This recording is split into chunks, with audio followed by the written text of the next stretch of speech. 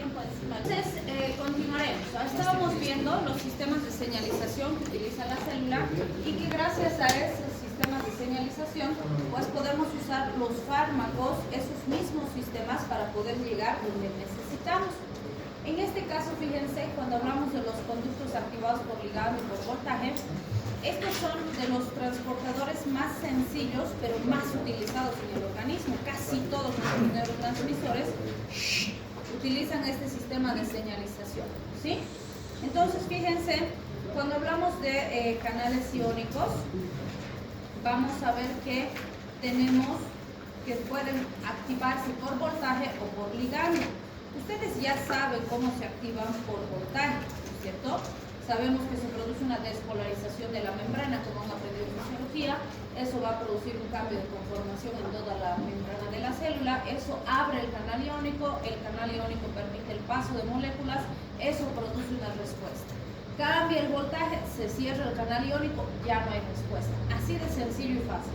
Por ligando es muy parecido, la única diferencia es que lo que abre o cierra el canal es esa interacción con el ligando. Y recuerden que hemos dicho que un ligando va a ser una sustancia química que se une a un receptor específico y produce una respuesta. Y ese ligando puede ser endógeno, que lo sintetizamos nosotros como nuestras hormonas, nuestros neurotransmisores, o puede ser exógeno, que se introduce como un fármaco, por ejemplo. Entonces, fíjense, ese canal iónico tiene un sitio específico de unión para su ligando y cuando ese ligando se une, se despolariza la molécula, se abre el canal iónico y hay respuesta. Se separa el ligando, se cierra el canal iónico y ya no hay respuesta. Entonces, este tipo de señalización es sumamente rápido, inmediato, por eso nos dice, y dura milisegundos. Milisegundos se abre, milisegundos se cierra.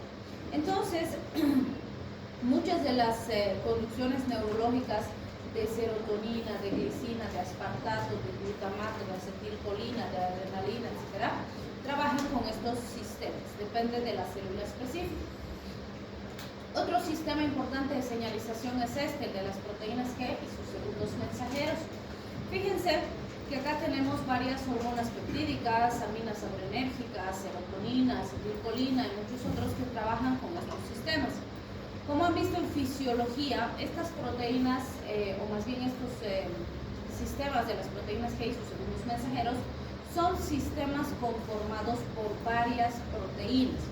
Entonces, tienen una proteína receptora, que es una proteína transmembrana similar a las que hemos visto antes, donde tiene un sitio de fijación, fíjense, a nivel extracelular, donde la molécula va a venir y se va a unir al sitio extracelular.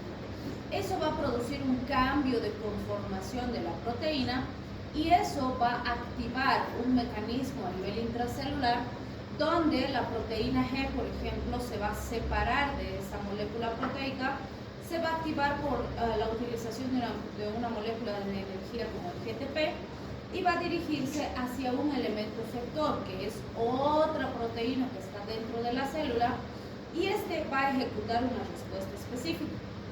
Esa respuesta que ejecuta este elemento efector puede ser algo tan básico como la apertura de un canal iónico y eso implicará que sea sumamente rápido, o puede ser algo más lento como un cambio en la expresión génica.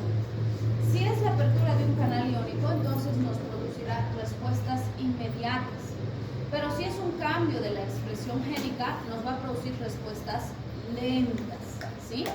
Entonces esto depende del tipo de célula, del tipo de neurotransmisor que activa la señalización, etc. Entonces, acá se puede ver el fenómeno del receptor no ocupado, que es lo mismo que hemos descrito en la clase anterior, cuando decíamos que no hay ocupación del receptor, pero sí hay efecto. Porque si el mecanismo es un cambio de expresión génica, cuando el efecto aparezca, el receptor no va a estar ocupado, ¿sí? También es muy importante considerar los segundos mensajeros. Los segundos mensajeros, como dice su nombre, son mensajeros químicos que van a llevar un mensaje a millones de células al mismo tiempo. ¿Por qué? Yo siempre les digo, todos estos mecanismos de señalización que hemos aprendido, que estamos recordando, funcionan en una célula, ¿sí? Todo esto que estamos viendo de las proteínas transmembranas, de las llanosinasas, todo eso se produce en una célula. Pero si se produjera en el paciente en una sola célula, no tendríamos ningún signo ni síntoma, porque yo no veo en el paciente su célula, ¿no es cierto? Yo veo signos y síntomas. Entonces, para que mi paciente esté taquicárdico, para que esté bradipnéico, para que esté diaforético, etc., esa respuesta se tiene que producir al mismo tiempo en millones de células, ¿sí? Y eso pues se va a producir gracias al segundo mensajero, que va a amplificar esa señal que ha originado aquí y va a hacer que se disemine y yo pueda ver un efecto en corazón, en pulmones, en intestino, algo que yo sí pueda evidenciar clínicamente, ¿sí? Bien, esta tablita que la tienen en el capsule nos muestra los tipos de proteínas G y sus segundos mensajeros. Y nos dice, mira, tenemos estos tipos de proteínas G, GS, GI, GOL, GO, GQ, GT. De todos estos, diríamos que el menos relevante es GO. Y pues a veces yo les digo mejor, también algunos autores le dicen G0. A mí me gusta más G0 porque así se entiende, nos acordamos lo que es. La GO o la G0, sabemos que trabaja con neurotransmisores cerebrales, pero no sabemos con cuáles. Y por lo tanto, no sabemos qué señaliza, qué hace o para qué sirve. Entonces, básicamente de G0 sabemos que existe, pero nada más, ¿sí? Entonces, por eso les digo, es la menos relevante, pero obviamente como existe la tenemos que mencionar, pero no vamos a saber qué más hace. Ahora, cuando hablamos de GS, ¿sí? GS y GI son contrarias y por eso les digo aprendan las juntas. S de estimulante, I de inhibitorio, ¿sí? Y la GI puede ser de tipo 1, 2 o 3, pero es inhibitorio. Entonces fíjense, si bien los dos trabajan con varios neurotransmisores, hormonas y demás, GS, que es estimulante, aumenta la actividad de adenilciclasa, que esa sería su molécula efectora, y aumenta el AMP cíclico, y el AMP cíclico es el segundo mensajero. Como es estimulante, aumenta la actividad de la enzima, aumenta el segundo mensajero. GI, que es inhibitoria, hace lo contrario, disminuye la actividad de adenilciclasa y baja el AMP cíclico, por eso es inhibitorio, baja todo, ¿sí? Pero además abre los canales de potasio cardíacos que van a bajar la frecuencia cardíaca. Entonces vean, el inhibitorio deprime todo, inhibe, disminuye, ¿sí? En cambio el estimulante sube, aumenta, ¿sí? Son contrarios. Ahora, después en importancia, después de GS y GI, que son las más abundantes, le sigue la GQ en relevancia. GQ trabaja también con muchos neurotransmisores como acetilcolina, bombecina, serotonina y muchos más. ¿Qué es lo que hace? La recuerdo porque es diferente a las dos anteriores. Su molécula efectora es la fosfolipasa C. ¿Qué va a hacer? Va a aumentar la actividad de la fosfolipasa C. Y al aumentar la actividad de la fosfolipasa C, vamos a tener un aumento de IP3, diacilglicerol y calcio intracelular. Entonces, esto nos va a ejecutar la respuesta. Fosfolipasa C sería la molécula efectora, IP3, diacilglicerol y calcio serían sus segundos mensajeros, ¿sí? Al final, si quieren, de la lista, en relación a la importancia, pondríamos a GOLF y GT. Yo siempre les digo, GOLF y GT son menos importantes. No porque realmente sean menos significativos o menos importantes que los otros, también son importantes. Pero ¿por qué decimos que tienen menos relevancia a nivel fisiológico? Porque tienen una distribucióncita muy limitada, solo hay en un lugar específico y eso hace que comanden pues menos respuestas, ¿no? Entonces fíjense, GOLF se llama así porque solamente se encuentra en el epitelio olfatorio, ¿sí? De los conductos odoríferos. Entonces solamente está a nivel del olfato. En cambio, GS, GI, GQ, vamos a ver que está en todo el simpático, todo el parasimpático, en muchos lugares, ¿sí? Entonces, fíjense, GOLF solo en el olfato, en el sistema olfatorio. ¿Qué hace? Me acuerdo facilito porque es muy parecido a GS. Aumenta adenilciclasa, aumenta el ciclo, ¿sí? Y la GT viene de fotones, ¿sí? Está distribuida a nivel de los fotones. Vamos a ver que tenemos T1 y T2. ¿Qué va a hacer la GT? va a aumentar la actividad de la fosfodiesterasa y va a aumentar el GMP cíclico, pero también puede disminuir la actividad de la fosfodiesterasa y disminuir el GMP cíclico. Por eso me dice, puede aumentar o puede disminuir el GMP cíclico. Depende de la célula y del tipo de señalización o estimulación que activa en la respuesta, ¿sí?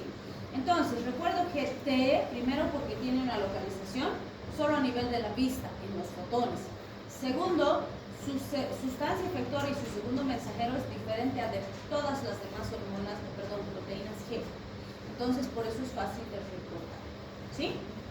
Bien, este gráfico nos muestra esa relevancia de las proteínas G y sus segundos mensajeros. Fíjense, nos habla de la adrenalina. ¿Qué es la adrenalina? Ustedes ya la conocen. ¿Qué es? ¿Para qué sirve?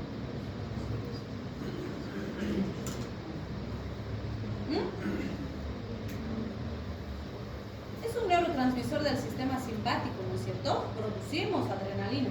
¿Podemos darle al paciente adrenalina sintética? También podemos. Entonces, fíjense, la adrenalina, que es un neurotransmisor simpático, actúa en todos los alfa y todos los beta. Es una sustancia no selectiva. Y fíjense, cuando actúa en beta 1, trabaja con GES, por lo tanto, aumenta de ciclasa, aumenta de ciclo. Cuando actúa en alfa 2, trabaja con GEI, por lo tanto, disminuye de ciclasa, disminuye de ciclo. Cuando trabaja en alfa 1, trabaja con GQ. Entonces aumenta fosfolipasa C, IP3, diacilglicerol y calcio. Entonces fíjense, la misma molécula efectora, actuando en distintos receptores, trabaja con distintas proteínas G y segundos mensajeros, ¿sí? Y estos pues son los más importantes porque son los más abundantes en el organismo, en todo el sistema simpático y parasimpático. Bien, algo muy importante también es que la especificidad del agonista depende de los sustratos fosforilados. La inactivación del segundo mensajero depende de enzimas específicas y vamos a ver que ambas vías pueden ser complementarias, de hecho lo son. ¿Por qué? Por ejemplo, si la adrenalina aumenta la frecuencia cardíaca, se va a activar mi parasimpático para bajarla. Y esa activación y la activación del otro sistema o la inhibición de este para que el otro se active, se produce en milisegundos. No pueden estar activos al mismo tiempo, simpático, parasimpático, los dos a la vez, no. Pero entre la activación de uno y la inhibición del otro hay milisegundos de diferencia, ¿sí? ¿Por qué? Porque trabajan en coordinación, en una coordinación muy perfecta, muy específica y muy frágil, podríamos decir, pero tan excelente que permite la funcionalidad del individuo. Es como han debido ver en fisiología, ¿no es cierto? Tenemos músculos agonistas y músculos antagonistas, ¿sí? Si yo tuviera la contracción del agonista y el antagonista a la vez, entraría en tetania y no veo función, ¿sí?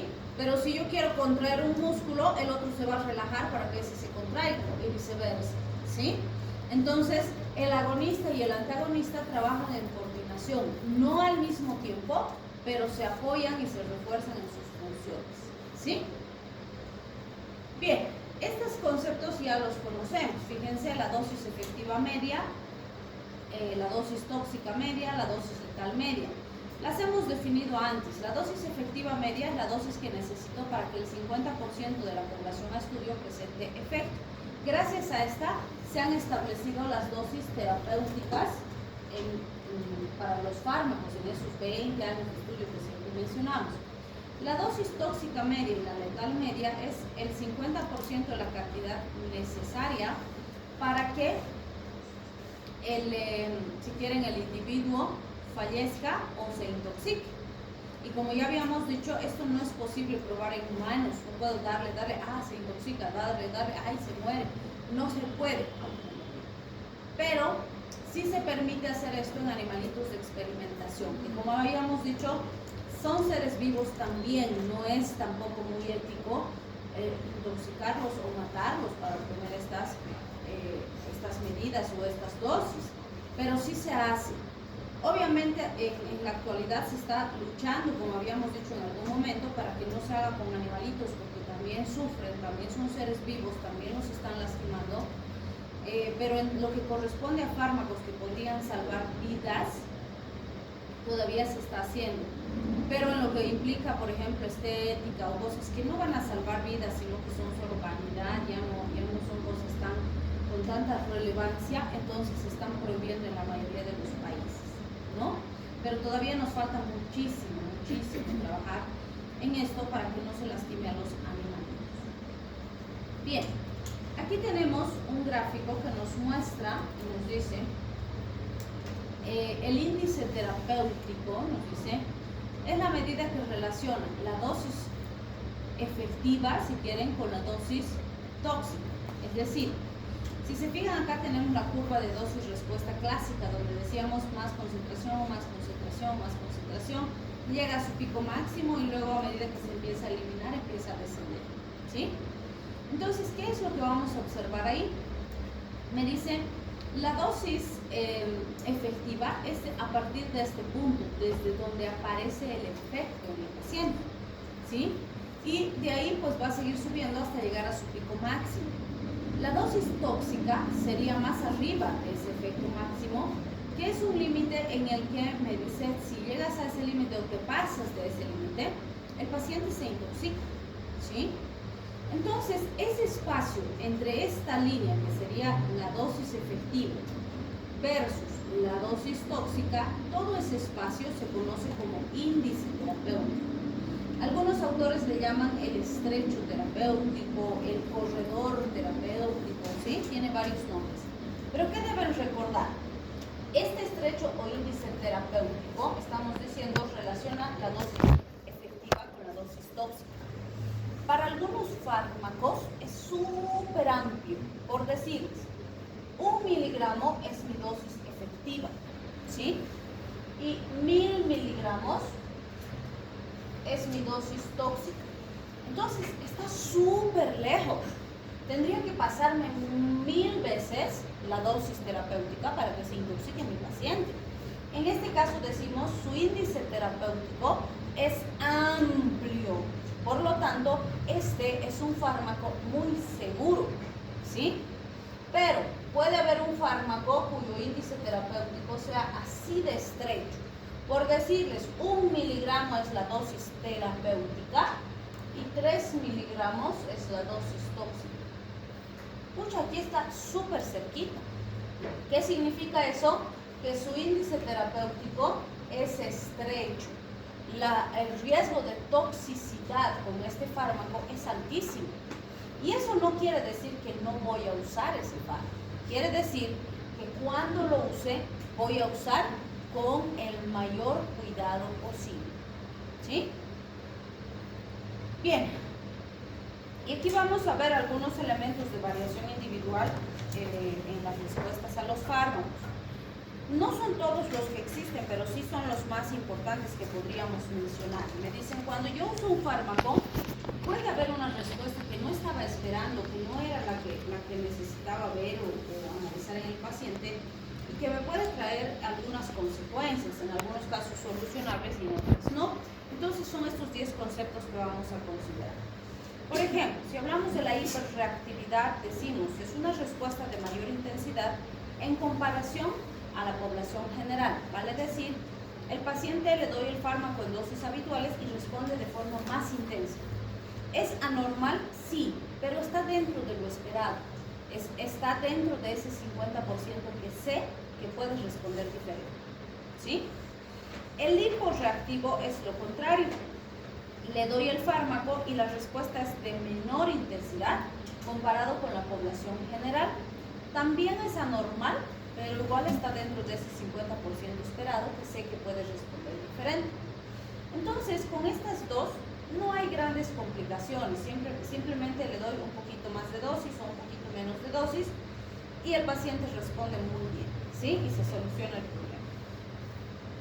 Bien, cuando hablamos de tolerancia, un concepto importante es la pseudotolerancia. Recuerden que pseudo hace referencia a falso, ¿sí?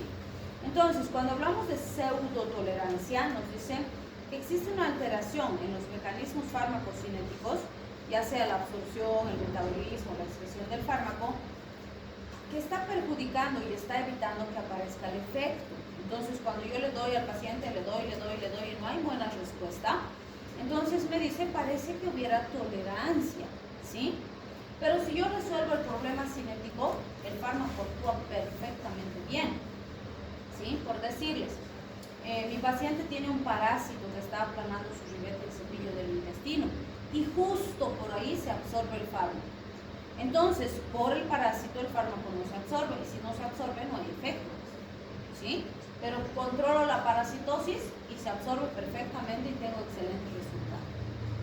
Entonces, es una falsa tolerancia. Ahora, si existe una tolerancia real, esta, me dice, es una resistencia anormal a dosis usuales que está caracterizada por diferencias genéticas específicas del individuo. Es decir, el paciente tiene alguna característica que hace que cuando uso el fármaco fracase, no funciona, ¿sí? Y bueno, tenemos también la tolerancia cruzada. El concepto de tolerancia cruzada es muy interesante porque me dice, existe una resistencia a una sustancia que se genera por el consumo de otra con características químicas similares. Por ejemplo, nos dice la morfina y la heroína. Fíjense que la morfina es un fármaco que usamos muchísimo para controlar dolor de alta intensidad. La heroína es una droga de abuso, ¿sí? ¿Pero qué tienen en común los dos? Su origen es el mismo, los dos derivan de la planta del opio, ¿sí? Entonces son opioides. Entonces, digamos que tú tienes un paciente que es drogodependiente, usa heroína y obviamente como todas las drogas, mientras va pasando el tiempo cada vez puede tolerar más dosis sin tener efectos, ¿no? Que aparece tolerancia. Entonces, ¿qué va a pasar? Digamos que este paciente es adicto a heroína, ya lleva sus buenos años con heroína, recibe dosis altas de heroína cuando se droga y aún así no tiene muy buen efecto. Por mala suerte este paciente estaba caminando en la calle, viene un auto y ¡ram!, lo atropella. Está con politraumatismos, con varias fracturas, con varios huesos rotos, con varios tejidos inflamados, etc. Llega al hospital y pues está con muchísimo dolor, está gritando de dolor. Entonces dicen, ok, pásenle morfina. Este paciente nunca jamás en su vida ha recibido morfina, ¿sí? Le pasan morfina y no le hacen nada. Le pasan las dosis más altas que se puede usar de morfina y no le hacen nada. ¿Por qué? Como es adicto a la heroína, él ya tiene tolerancia a la heroína.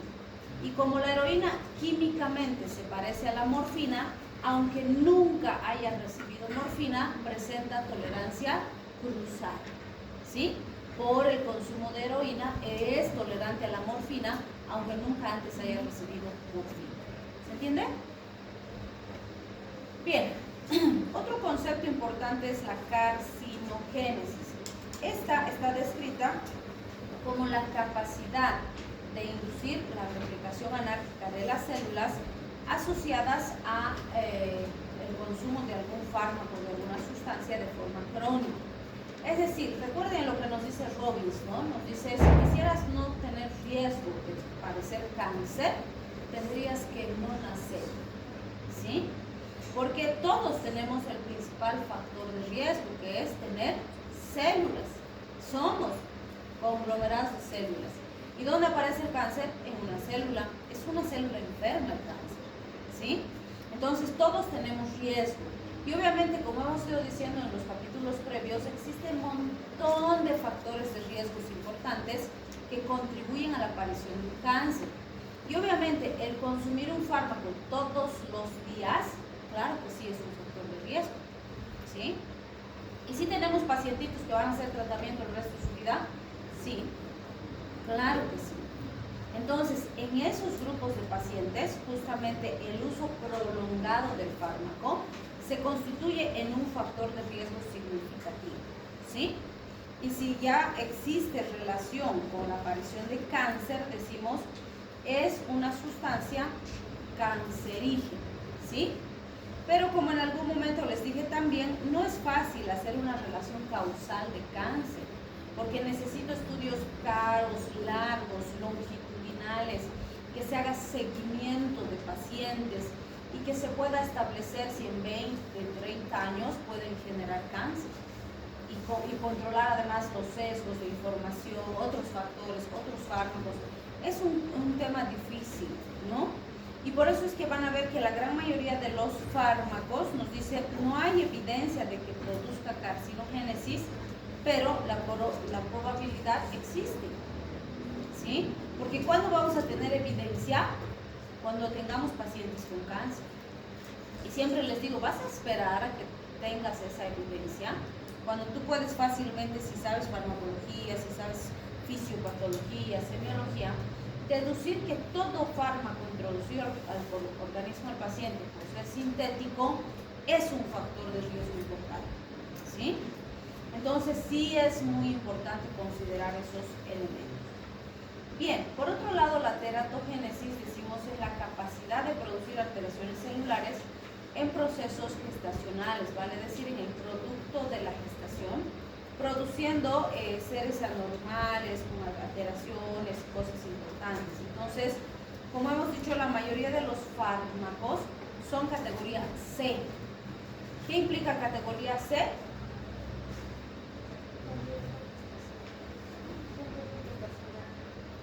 ¿Con riesgo? No hay evidencia de que sean teratogénicos. Eso significa categoría C. Pero tampoco hay evidencia de que no sean teratogénicos. Vale decir, categoría C significa no sabemos. ¿Podría o no podría? ¿Cuándo vamos a saber que produce? Cuando aparezca teratogénesis. Otra vez les digo, ¿vas a esperar a producir teratogénesis o vas a manejar con cuidado? Mejor manejamos con cuidado, ¿sí? Protegiendo siempre a la madre y al bebé. Bien, otro de los conceptos importantes aquí es la taquifilaxia. ¿Cómo está descrita la taquifilaxia? Lo que se puede observar cuando introducimos el fármaco es que existe una aparición rápida de resistencia a dosis sucesivas. No se cree que dependa de la dosis ni de características genéticas específicas, pero desaparece al suspender el fármaco y reaparece cuando lo volvemos a utilizar. Pónganse, le dan un fármaco, la primera dosis, máxima respuesta. La segunda dosis, la respuesta baja un poquito. La tercera dosis, la respuesta baja otro poco. La cuarta dosis, pucha, casi nada la respuesta. La quinta dosis ya casi no hay respuesta, ¿sí? Entonces, fíjense, hay una pérdida progresiva en las dosis sucesivas. Dejo de darle el fármaco, le vuelvo a dar después de un tiempo y ¡pum! Otra vez máxima respuesta. Le sigo dando, va bajando, hasta que realmente no sirve. Y esto va a ocurrir cada vez que intentemos darle la medicación. Por lo tanto, en este sistema de fármacos, es mejor rotar de fármaco, cambiar de grupo farmacológico para evitar que se produzca esa complicación, ¿sí? Porque obviamente nos va a llevar a un fracaso terapéutico. Bien, estos dos conceptos, la hipersensibilidad y la idiosincrasia, la vamos a dejar para la siguiente clase, para darles si necesito estudiar un poco, ¿sí? Bien.